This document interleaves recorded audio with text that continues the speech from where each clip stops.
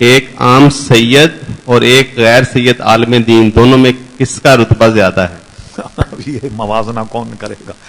ظاہر ہے کہ وہ یہ کہا جائے کہ وہ سید ہے، وہ عالم ہے، اور سبحان اللہ وہ سید بھی اگر عالم بن جائے تو پھر کیا بات۔ علم و فضل کے اعتبار سے اس کا ادب کیا جائے گا اور نسب کے اعتبار سے اس کا ادب کیا جائے گا، دونوں کا ادب اپنے اپنے مقام پر ہے، تو وہ اس میں موازنہ نہیں کریں۔ جیسے کہ غالباً شاید امیر ملت پیر جماعت علی شاہ صاحب سے سوال کیا، کچھ یاد پڑتا ہے کہ صاحب سید جہنم میں جائے گا، انہوں نے فرمایا اللہ کی مرضی تو نہیں ہے کہ وہ جہنم میں جائے، خود چھلانگ لگا دے تو کیا کرے؟ ہاں اللہ تعالیٰ تو نہیں چاہتا کہ وہ جہنم میں جائے، یہ خود ہی چھلانگ لگاتے تو کیا ہے؟ ٹھیک ہے، بہت بڑا منصب ہے سید، بلکہ اعلیٰ حضرت فاضل بریلوی نے اور علماء نے لکھا ہے تو نقل کرنے والے کہ اگر کوئی سید سے کوئی غلطی ہو جائے، گناہ ہو جائے، تو اس کو سزا دینے والا یہ آدمی یہ تصور کرے کہ شہزادے کے پیر میں غلاظت لگ گئی ہے، اس کو صاف کر رہا، مارنے کی نیت نہ کرے، اور اس کی وجہ یہی ہے کہ شرعی سزا اگر دے دی جائے تو وہ اس کا گناہ معاف ہو جاتا ہے، اور شرعی سزا نہیں ہوگی تو یہاں بھی پڑے گا جیل میں اور وہاں بھی جو ہے وہ اس کو سزا ہوگی۔ تو اس وقت بھی وہ یہ تصور کرے کہ گویا ہے کہ شہزادے کے پیر میں غلاظت لگ گئی ہے اور اس کو جو ہے وہ صاف کر رہا، تو ظاہر ہے کہ سید ایک نسب ہے اور اس کا ایک الگ احترام اور ادب ہے، علماء کا ادب ایک احترام اور ادب۔ امیر ملت پیر جماعت علی شاہ صاحب رحمۃ اللہ تعالی علیہ مدینہ شریف گئے تو مولانا ضیاء الدین صاحب مدنی رحمۃ اللہ علیہ نے فرمایا، اس معاملے بہت سخت تھے، کہنے لیجیے آپ کوئی آدمی دو،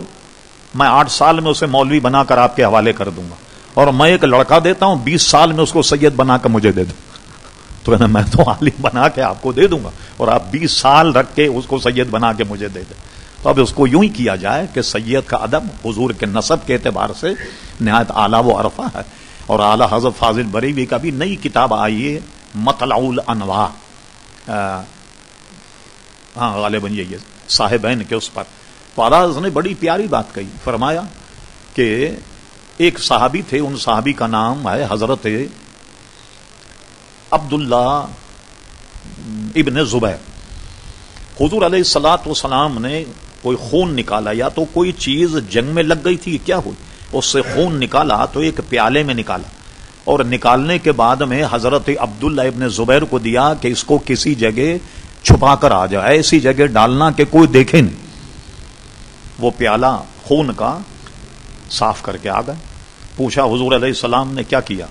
کہا میں ایسی جگہ ڈال کے آیا ہوں کوئی دیکھ ہی نہیں پائے گا۔ حضور سے تو کوئی بات نہیں چھپی رہی تھی، حضور نے مسکرا کر فرما لگتا ہے کہ تو پی گیا، تو اب وہ خاموش ہو گئے،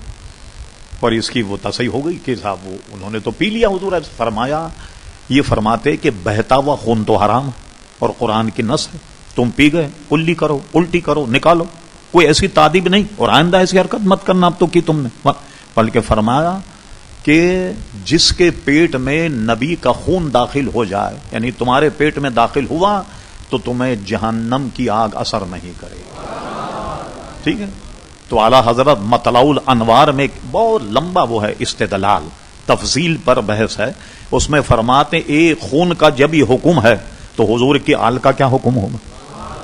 تو بہرحال ہر ایک کا مقام اپنی اپنی جگہ، اللہ تعالیٰ ہم سب کو عمل کی توفیق دے۔